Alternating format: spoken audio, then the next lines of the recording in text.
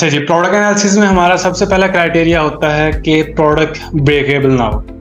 अगर आपने breakable product बेचनी है, ठीक है, उसकी पॉसिबिलिटी मैं आपको बाद में बताऊंगा, लेकिन अभी आपको मैं as a beginner, as a newbie अगर आप स्टार्ट ले रहे हैं तो इन चीज़ों को आप फॉलो करें, इन क्राइटेरिया को फॉलो करें ताकि आपको चीज़ों में डिफिकल्टीज पेश ना आए। तो पहला क्राइटेरिया प्रोडक्ट ब्रेकेबल ना हो। दूसरा क्राइटेरिया, मेक श्योर कि प्रोडक्ट लिक्विड ना हो। ठीक है, mostly liquid product during the shipment, during the deliver to customer, वो लीकेज, उसमें लीकेज का इशू आ जाता है। ठीक है, तो मेक श्योर कि प्रोडक्ट लिक्विड में ना हो। ये है हमारा सेकंड क्राइटेरिया। थर्ड क्राइटेरिया हमारा है कि जो प्रोडक्ट है उसका वेट या वॉल्यूम ज्यादा हाई ना हो।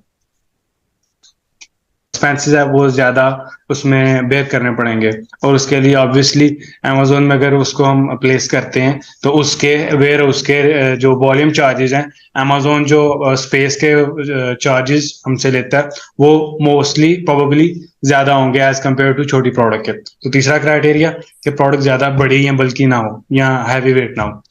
फोर्थ क्राइटेरिया कि प्रोडक्ट जो है ना मेल्टेबल ना हो, लाइक हैजमेड प्रोडक्ट। इसमें मेल्टेबल एक और कैटेगरी है। फोर्थ क्राइटेरिया कि प्रोडक्ट मेल्टेबल ना, लाइक चॉकलेट्स, ठीक है, कैंडल्स, वैक्स की प्रोडक्ट्स हैं जो इस तरह की जो मेल्ट हो जाती हैं, इस तरह के प्रोडक्ट ना हो। फिफ्थ क्राइटेरिया हमारे पास के हैजमेड प्रोडक्ट ना हो। ठीक है, हैजमेड प्रोडक्ट को हमने अवॉइड करना है। हैजमेड में कौन सी प्रोडक्ट आती हैं, उनको हम डेंजरस गुड्स भी कह सकते हैं।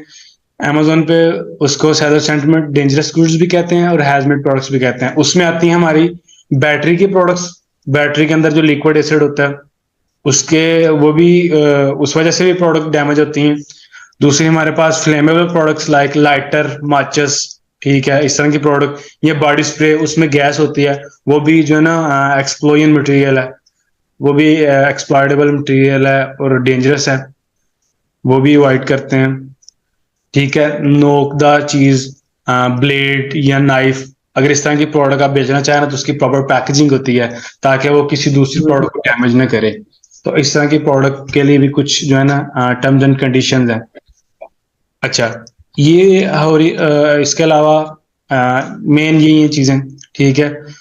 ये आ गई हमारी अपेयरेंस के क्राइटेरिया कि प्रोडक्ट का जो वॉल्यूम है या उसकी दिखने में जो फिजिक है उसके अकॉर्डिंग हमने प्रोडक्ट को रिजेक्ट या एक्सेप्ट करना है। ये होगा उसका फिजिकल अपेयरेंस। अब उसकी हम आ जाते हैं एनालिटिकल डाटा पे। पहली चीज आपने देखनी है कि उसकी जो रेटिंग है ना वो मिनिमम, कल मैंने आपको बताया था मिनिमम 3.8 स्टार उसकी रेटिंग हो। ठीक है, इस प्रोडक्ट की 5.8 है, दैट मीन गुड रेटिंग। इसके बाद नेक्स्ट आप देखें कि उसकी जो उसमें सेलर्स हैं, नेक्स्ट क्राइटेरिया है उसमें जो सेलर्स हैं मिनिमम 3 सेलर्स हों। ठीक है, उसकी रीजन ये है कि अगर एक या दो सेलर होगा तो वो एक प्राइवेट लेवल प्रोडक्ट होगी। ठीक है, वो एक किसी सेलर ने खुद वो प्रोडक्ट की लिस्टिंग क्रिएट करके उसको बेच रहा होगा, तो वो जो है ना एक प्राइवेट लेवल प्रोडक्ट है। उसमें अगर आप उस प्रोडक्ट को सेल करने के लिए जाएंगे तो माइट भी उस सेलर की तरफ से आपको आईपी कंप्लेन का इशू फेस करना पड़े, क्योंकि उन्होंने उस प्रोडक्ट का पेटेंट या ट्रेडमार्क रजिस्टर करवाया होता है। नेक्स्ट आपने देखनी है प्राइसिंग का।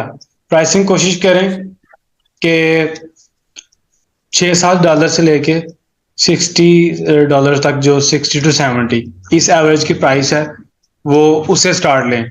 इनिशियली आप $100-150 वाली प्रोडक्ट को हाथ ना डालें, क्योंकि उसमें आपको अगर प्रोडक्ट को डैमेज हो जाती है, कोई रिटर्न आ जाता है, इस तरह कोई इशू आता है, तो आपको ज्यादा जो लॉस है वो फेस ना करना पड़े। तो स्टार्ट में कोशिश करें 20, 25, 30, $40 वाली प्रोडक्ट से स्टार्ट लें। उस पे जो है ना अपनी प्रैक्टिस करें। उसके बाद जब आपका प्रोसेस गो थ्रू हो जाएगा देन किसी भी अच्छी बड़ी प्रोडक्ट पे मूव कर सकते हैं। ठीक है, अच्छा, नेक्स्ट क्राइटेरिया हम आ जाते हैं कीपा पे। कीपा में आके आपको मैंने ग्राफ का बता दिया था, ग्राफ कैसे आपने रीड करना है, इसका कीपा को कैसे रीड करना है। आज हम उसको रीड करेंगे प्रॉपरली कि किस तरह हम उसको प्रोडक्ट को फाइनलाइज करते हैं। कीपा ऑन हो गया, हमारे पास लॉगिन हो गया। सेल्स रैंक पे हम आए, कोशिश करनी है आपने, देखना है जब सेल्स रैंक पे आप क्लिक करते हैं, यहाँ पे कर्सर लेके आते हैं, तो आपको बताएगा कि सेल रैंक किस तरह मूव हो रहा है। ये सेल रैंक का ग्राफ दिखा रहा है ये वाला, ठीक है, कि सेल रैंक किस तरह मूव हो रहा है। तो ये जो लीनियर पोजीशन में जा रहा है दैट मीन ओके। अगर ये ग्राफ इस तरह यहाँ पे आ रहा है, फिर यहाँ पे अप फिर डाउन, ज्यादा बड़ा जिगजैग बन रहा है, ठीक है, कभी ऊपर काफी ऊपर जा रहा है इसका जो ग्राफ है सेल रैंक, कभी काफी नीचे आ रहा है, ज्यादा हाई फ्लक्चुएटिंग इस तरह जा रहा है, तो हमने उस प्रोडक्ट को अवॉइड करना है। उसकी क्या रीजन है, जैसे मैंने आपको बताया था कि जब बीएसआर लो होगा, एक के जितना भी नजदीक होगा उसकी सेल ज्यादा होगी, जैसे वो ऊपर जाता जाएगा एक से दूर होता जाएगा उसकी सेल कम होती जाएगी, ठीक है। इसी तरह जब यहाँ पे बीएसआर चल रहा है, एक लेट्स सपोज इसका बीएसआर है 1000 पे, ठीक है, दैट मीन इसकी सेल अज्यूम कर लेते हैं कि इसकी डेली की सेल आ रही है 100 पीस, ठीक है, 100 पीस के डेली के सेल हो रहे हैं। अब इसका बीएसआर 1000 से सीधा चला जाता है 5000 पे, तो इसकी सेल चली गई सीधा 100 पीस से सीधी चली गई 50 पीस पर डे पे, ठीक है, आधी आधी सेल इसकी कम होगी, ठीक है। लेकिन जब आपने एनालिसिस किया तो आपने देखा कि बीएसआर है जी 1000 पे, आपने उसके अकॉर्डिंग सारी कैलकुलेशन करके आपने सोचा जी मेरे डेली के 100 पीस बिकेंगे, इट मीन महीने के 3000 पीस बिकेंगे, तो मैंने 3000 पीस ऑर्डर कर लिए। उसके बाद नेक्स्ट डे इसका बीएसआर आ गया सीधा 5000 पे चला गया, सेल आ गई सीधी 50 पे, मेरी जो एस्टिमेशन सेल थी वो थी मंथली 3000, वो सीधी ड्रॉप होकर 1500 पे आ गई, आधी सेल रह गई मेरी। तो इसलिए आपने कोशिश करनी है जिस प्रोडक्ट का बीएसआर स्टेबल चल रहा है, फ्रीक्वेंस चल रहा है, ठीक है, 1000 से 1200-1300 तक जा रहा है, 1500 तक जा रहा है, या अगर डाउन होता है 700-800 तक जा रहा है, तो इतनी सी फ्लक्चुएशन ओके है, एक्सेप्टेबल है। अगर इससे ज्यादा फ्लक्चुएशन हो रही है, जैसे मैंने आपको बताया 1000 से 5000 जा रही है, 5000 से सीधी 600 पे आ रही है, इतनी हाई फ्लक्चुएटिंग प्रोडक्ट को आपने अवॉइड करना है। तो नेक्स्ट हमारा क्राइटेरिया था जो है ना सस्टेनेबल या कंसिस्टेंट बीएसआर, ठीक है जी। नेक्स्ट है कंसिस्टेंट प्राइस। कंसिस्टेंट बीएसआर के बाद अगला क्राइटेरिया है कंसिस्टेंट प्राइस, कि प्राइस भी ज्यादा फ्लक्चुएट ना हो। अब एक प्रोडक्ट बिक रही है, ये प्रोडक्ट लेट्स सपोज बिक रही है $24 की। अब अगर इसकी प्राइस हमने अब कैलकुलेशन की, प्रॉफिट कैलकुलेट किया, जब हमने प्रोडक्ट ऑर्डर करनी है उससे पहले कैलकुलेशन करते हैं, तो हमने एज अ 24 को अपनी सेलिंग प्राइस कंसिडर किया। हमें पता है जी हमारी प्रोडक्ट 24 की बिक रही है, उसके अकॉर्डिंग मैंने सारा प्रॉफिट एंड लॉस निकाल लिया। इसके बाद अगर ये प्राइस 15 पे आ जाती है, ठीक है, तो मुझे तो 24 पे प्रॉफिट हो रहा था, 15 पे अगर बिक रही है तो मेरा सारा लॉस हो गया, ठीक है, मेरी सारी कैलकुलेशन रॉन्ग हो गई है। अब मैं क्या करूंगा, तो इसलिए ये लॉस बेयर करने के बजाय आप पहले ही ये चेक कर लें कि जो ऑलरेडी ये प्रोडक्ट बिक रही है इसकी प्राइस कंसिस्टेंट। अब ये देखें मैंने इस पे कर्सर लेके आऊं, ये टॉप पे आपको न्यू पे शो हो रही है 22.40, $60 का साइन आ रहा है, ठीक है, नजर आ रही है आपको, ये इसकी प्राइस शो हो रही है, ठीक है। साथ नीचे नीचे वाला बॉक्स जो नजर आ रहा है उस पर लिखा है बायर बॉक्स $22, दैट मीन कि ये 22 इसकी एवरेज प्राइस है, $22 पे ये जो है ना नॉर्मली सेल हो रही है। तो कभी इसकी प्रोडक्ट चली जाती है 29 पे, फिर वापस आ जाती है 24-23 पे, तो आपने जो इसकी प्राइस है ना वो कंसिडर करनी है 23, ठीक है। और अगर और जब आपने कैलकुलेशन करनी है इस प्रोडक्ट की, तो आपने देखना कि अगर 23 की बिक सेल होती है और उस पर आपको प्रॉफिट हो रहा है, ठीक है, और अगर मिनिमम वो $21 पे आ जाती है और वहां पे भी प्रॉफिट हो रहा है, तो प्रोडक्ट ओके है, ठीक है। अगर यही प्रोडक्ट 15-16 पे आ जाती है तो ये प्रोडक्ट हमारे लिए प्रेफरेबल नहीं है। तो नेक्स्ट क्राइटेरिया था हमारा कंसिस्टेंट प्राइस, ना ज्यादा बीएसआर चेंज हो रहा हो, ना ज्यादा प्राइस चेंज हो रही हो। ओके हो गया। अच्छा, इसके बाद आ जाते हैं हम डाटा पे। अच्छा, नेक्स्ट हम आएंगे इसके बाद यहाँ पे प्राइस प्रोडक्ट डिटेल पे, डाटा पे क्लिक करके प्रोडक्ट डिटेल पे। इससे पहले हमने चेक की थी प्राइस हिस्ट्री, ठीक है। अब हम आ रहे हैं डाटा में, डाटा के बाद प्रोडक्ट डिटेल में। ओके जी। अच्छा, यहाँ पे आपने देखना है इसका बीएसआर 90 डेज का। मैंने आपको बताया था मैक्सिमम 70-80,000 बीएसआर हो, उससे नीचे नीचे की प्रोडक्ट आपने बेचनी है, तो इसका बीएसआर है 17,000, दैट मीन ओके। अगला हमारा क्राइटेरिया था बीएसआर मिनिमम 70,000 से बिलो हो, ठीक है, ओके हो गया। उसके बाद आपने देखना कि इसकी 90 डेज की जो प्राइस है वो कितनी है। ठीक है, इस प्राइस पे अगर आपको इसकी प्राइस देखें और सप्लायर की प्राइस देखें, अगर उसके अकॉर्डिंग कैलकुलेशन करके आपको इस प्राइस पे 90 डेज वाली बायर बॉक्स वाली प्राइस पे आपको प्रॉफिट मिल रहा है, ओके। अगला क्राइटेरिया था हमारा प्राइस का, यहाँ पे भी पूरी हो गई। ठीक है, ये हो गया। अगला क्राइटेरिया हमारा बायर बॉक्स में, बायर बॉक्स स्टैटिक्स में आएंगे हम, और यहाँ पे हम देखेंगे कि इस प्रोडक्ट में जो BSR है वो सारे सेलर्स पे डिवाइड हो रहा है या किसी एक ही सेलर को सबसे ज्यादा मिल रहा है। अब ये एक सेलर को मिल रहा है 36%, दूसरे को मिल रहा है 35%, इसको मिल रहा है 13%, 5%, 4, 4, 1, 2, 2, ये ठीक है।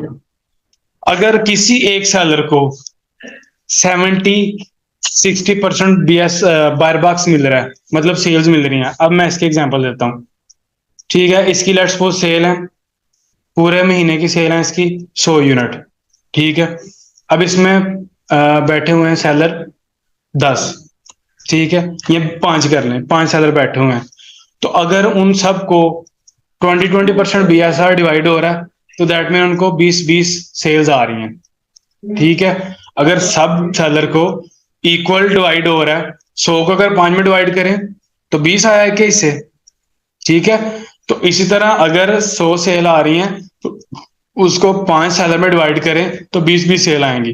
अगर वही 100 सेल में से एक ही सेलर को 80% सेल मिल रही है, दैट मीन 80 पीस की सेल उसको मिल रही है, बाकी जो 20 पीस की सेल रह गई है वो बाकी सेलर्स को मिल रही है।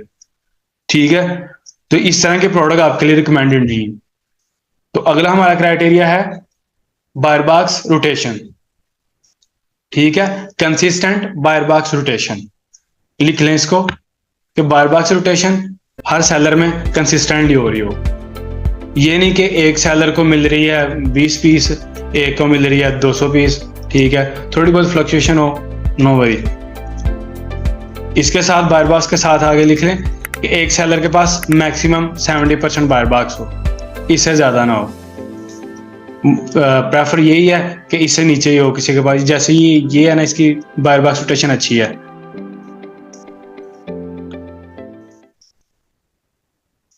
अच्छा, नेक्स्ट क्राइटेरिया हमारा, इससे अगला क्राइटेरिया हमारा, ये मैंने उस दिन आपको बताया था कि जो FBA सेलर्स हैं उसके आगे टिक लगा होगा, जिनके आगे टिक नहीं लगा वो FBM सेलर्स हैं, ये FBM सेलर है। तो आपने देखना है, आप भी FBA करेंगे। ठीक है, तो हम कहते हैं कि ये जो FBA सेलर हैं ये हमारे कबीले के हैं। ठीक है, अच्छा, आपने ये देखना है जो आपके कबीले के हैं, आपके लेवल के या आपकी पैटर्न के जो सेलर हैं, जो FBA कर रहे हैं और न्यू सेलर हैं, आप भी न्यू है ना। ठीक है, आपने देखना है न्यू सेलर कौन सा है इसमें, ये देखें 15 रेटिंग वाला। न्यू सेलर का पुराने सेलर का पता किस तरह चलता है, जिसकी रेटिंग थोड़ी है वो न्यू सेलर है, जिसका पुराना स्टोर ऑब्वियसली उसके पास रेटिंग ज्यादा होंगी। ये इसकी ऑलमोस्ट 9300 रेटिंग है, ये पुराना सेलर है। इसकी 15 रेटिंग है, एक नया सेलर है। आपने देखना है कि जो 15 जो छोटी रेटिंग वाला सेलर है ना, मतलब 200, 300, 400, 500 रेटिंग वाला जो सेलर है उसको बायर बॉक्स मिल रहा है। ठीक है, ठीक है, इसको हम चेक करते हैं, इसकी रेटिंग है 15, इसके पास स्टॉक है 1। ठीक है, इसको बायर बॉक्स कब मिला, 22 दिन पहले। ठीक है, ठीक है, इट मीन कि इसको बायर बॉक्स की रोटेशन बहुत कम मिल रही है, ओनली 1%। ठीक है, तो नेक्स्ट हमारा क्राइटेरिया है कि न्यू सेलर को बायर बॉक्स मिल रहा हो। ठीक है, buyer box rotation, getting buyer box, new sellers, ये हमारा नेक्स्ट क्राइटेरिया, इसको भी लिख लें। ठीक है, अगर इसको, अच्छा, अगर न्यू सेलर को नहीं मिल रहा इस लिस्टिंग में तो वो भी आपने चेक करना, अब क्यों नहीं मिल रहा, इसकी 2-3 वजह हो सकती हैं। अब ये बेच रहा है महंगी 29 की। ठीक है, तो अगर किसी सेलर ने एक दफा ये प्रोडक्ट 24 की ऑर्डर की है, अगली बार वो परचेज करने आया तो यहाँ पे प्राइस है 29। ठीक है, ऑब्वियसली जिसके पास बायर बॉक्स होगा उसकी प्राइस शो होगी ना। ठीक है, अभी देखें अभी आपके पास जो आ रहा है वो आ रहा है 26 प्राइस वाला, लेकिन यहाँ पे आ रही है 24, अभी प्राइस अपडेट नहीं हुई। लेकिन जब ये पर दोबारा आएगा सेलर, ये कस्टमर जो है दोबारा यही प्रोडक्ट परचेज करने आएगा, इसको ये प्रोडक्ट मिल रही होगी $29 की, तो ये कभी भी परचेज नहीं करेगा। ठीक है, ये कहेगा भाई, जैसे हम आप यहाँ पे कहते हैं कि मैंने तो ये चीज़ 24 की ली थी, अब आप 29 की दे रहे हो, तो वो स्किप कर देगा। वो शायद वेट करेगा कि इसकी प्राइस वापस 24 पे आए, ठीक है। तो ये भी रीज़न हो सकता है कि इसको बायर बॉक्स नहीं मिला। तो पहले आपने देखना है कि छोटे सेलर को बायर बॉक्स मिल रहा है या नहीं मिल रहा। ये हमारा अगला क्राइटेरिया था। ओके हो गया।